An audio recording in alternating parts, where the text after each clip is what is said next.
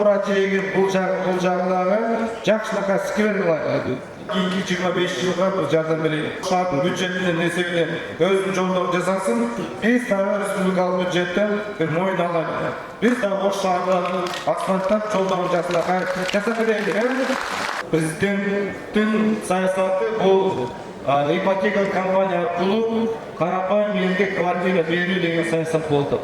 Ош шаарына баштадык, же башка архитекторлор чакырып, ал жерде жакшынакай дизайн кылып, ошо парктын айылдагы жакшынакай бир стол, бир парк айлыктырабыз. Президент Атай бизди жөнөттү, ошо Ош шаарына барып, Ош эли менен, Ош шаарынын эли менен учурашып, бетме-бет сүйлөшүп, кандай маселелер бар экен, кандай көйгөйлөр бар экен деп уккуладагы мына ошол жерде мына мамлекеттик органдардын өкүлдөрү менен биз чогуу келдик.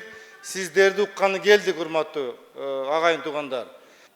Чек боюнча 20 жылдан бери чек ала албай отурабыз.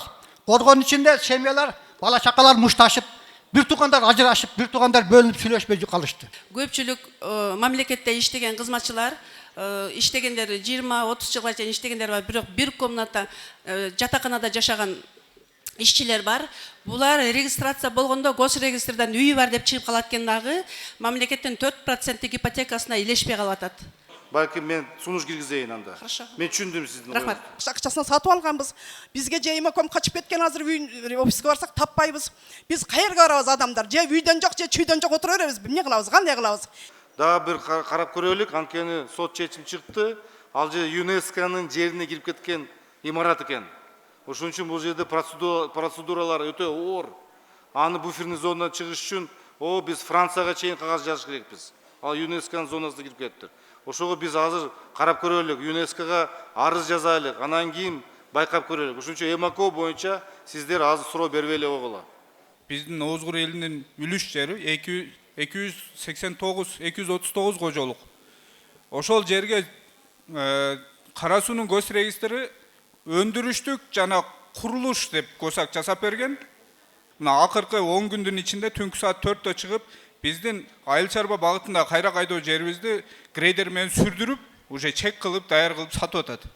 Азыр мына башкы прокуратурадан суранабыз. Ооба, арыз менен азыр яныңызда прокурор бала турат, ошого толук арыз жазып бериңиз. Ал киши 20 жыл мурун ал универмактын ордун сатып алып, универмак салган эмес.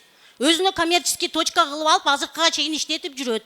Сураныч прокуратурадагы ушул кейске катышып, 32 үйдүн жеке менчигин коргоп бериңиздер. Госимущество өзүнүн жерин кайтарып алсын универмак курбагандан кийин.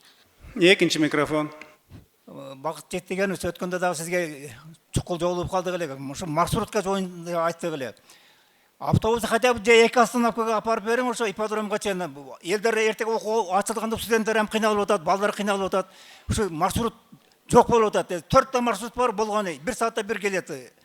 Ал эми жанагы маршруткалар боюнча азыр мына жаңы автобустар келип линияга чыгып атпайбы? Ошондон бошогон маршруттарды биз силерге, силер жакка да, башка жактарга да баарды мындай тең бөлүштүрүп берип атабыз. Ал маселени да барыбыр чечип беребиз буюрса.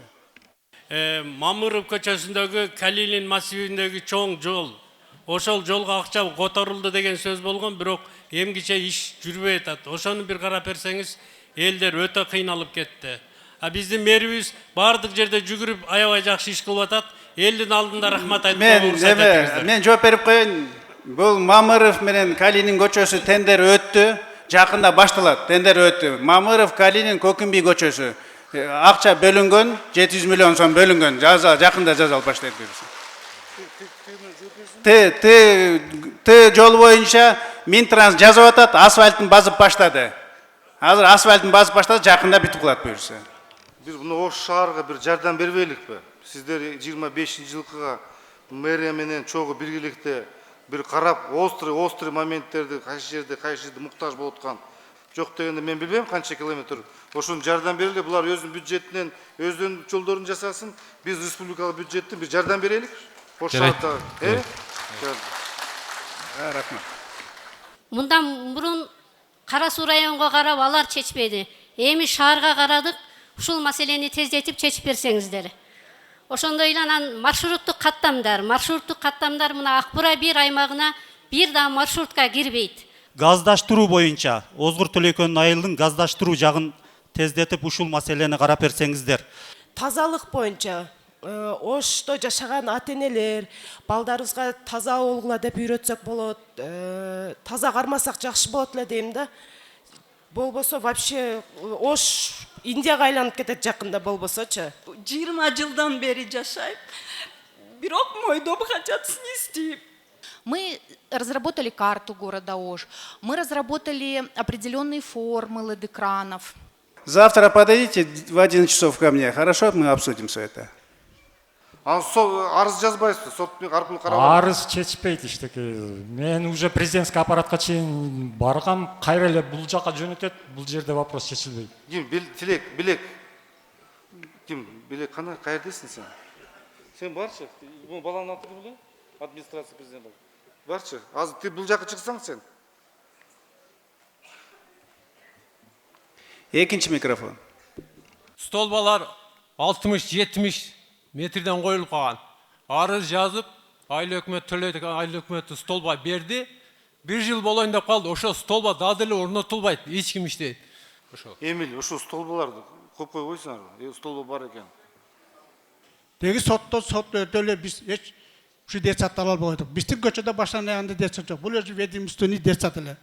Эл колдонсун деп 10 жылдан бери жөнүндө турат экен. Же өзүнө эмес, же элге эмес болуп атат да. Мен протокольный поручение берип атам сизге.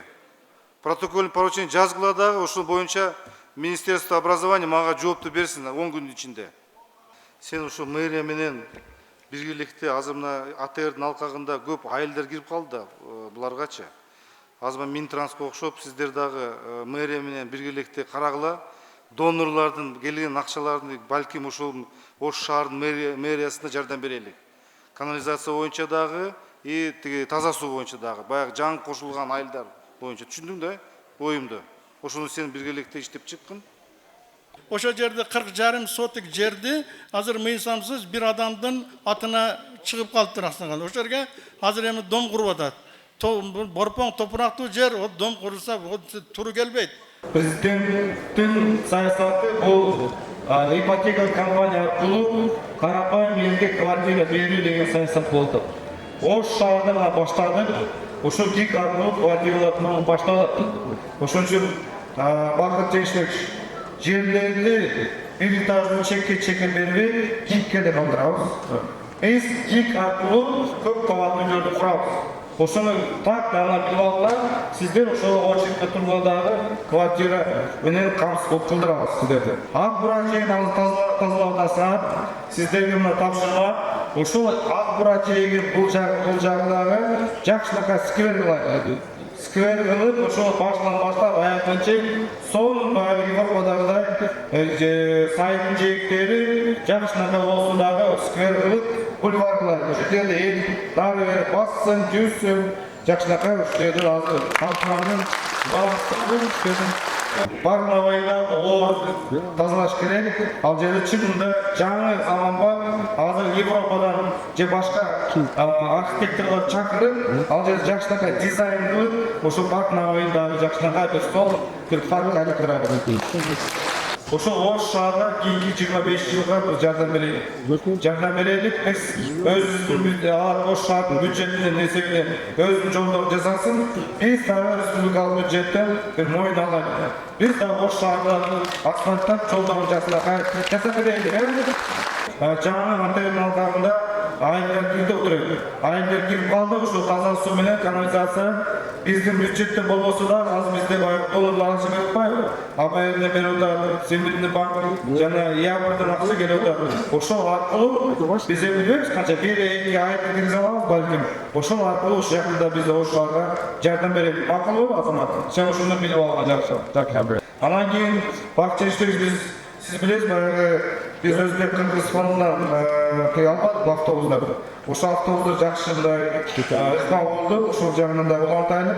Биз кечээ мына президент Садыр Нуркожоевич Өзбекстанга барды, алар да даяр. Биз ошол коммуналдык техниканы, автобустарды кандай бизде техника чыккан болсо, биз ошол кыргыз өзбек фондунан бергенди биз даярбыз дейт. Ошол дагы ушул акчаны да колдонойт. Анан базар боюнча айтып калды, азыр банк келишмечи. Базар жаңы базар көчүрөбүз. Андан кийин 10-20 жылдан кийин убакыт өтөт, ал базар центр болуп калат. аңдай көчөлөр болса. Ошон үчүн шаардын өттүн, шаардын тургундары аман болду, сиздерге калайм, бар болгула, аман болгула, баарыңарды ийгилик каалайм.